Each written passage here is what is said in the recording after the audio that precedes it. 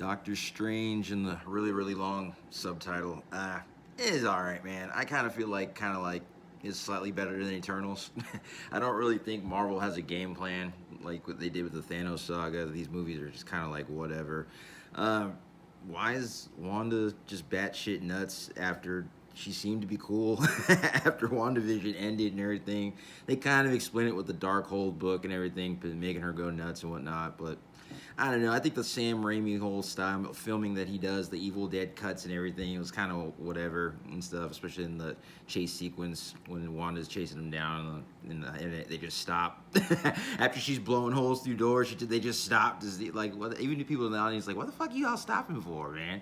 And yeah, Doctor Strange, the whole hand gesture power stuff is whatever. I thought he peaked in Infinity War in his fight with Thanos. But yeah, the movie was just okay, man. The cameos that everybody thought was gonna be cool. I thought Mr. Fantastic, John Krasinski was kind of cool, and Black Bolt was all right, you know.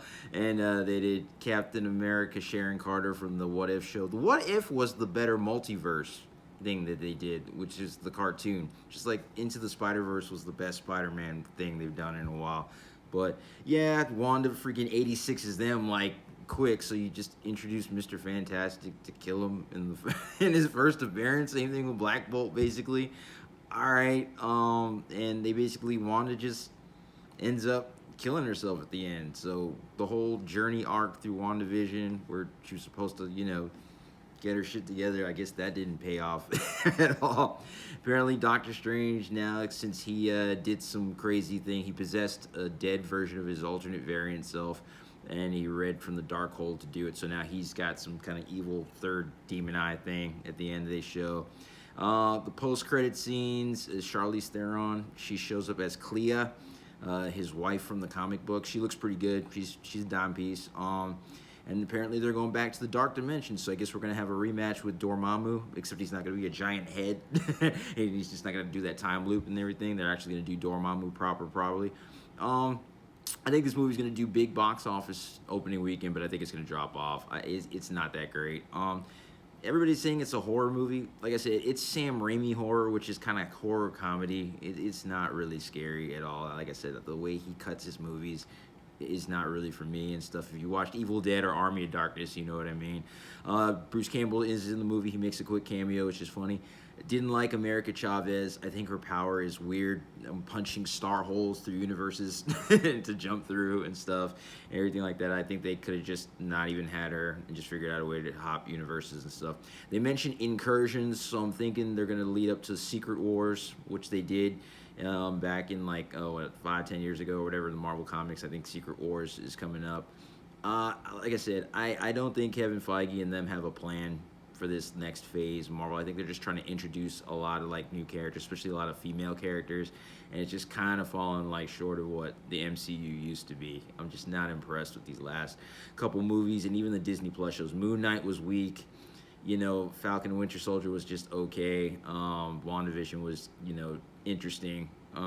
Loki was like, it started off good and then it just kind of got ridiculous.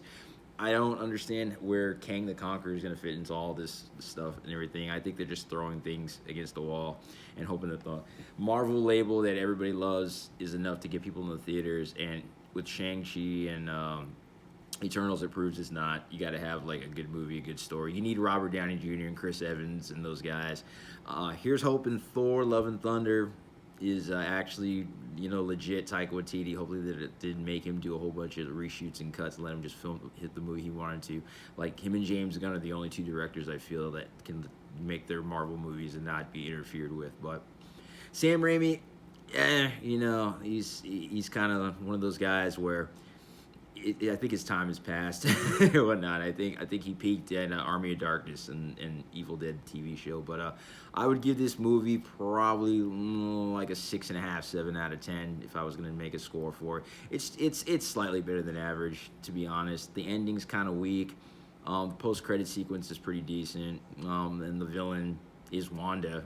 And she's got a couple of cool things and stuff, but I really don't think they showed really the crazy nonsense that magical powers could do like they do in the comic books. I think they fell short on that. But yeah, I'm looking forward to Thor, but after that, I don't know.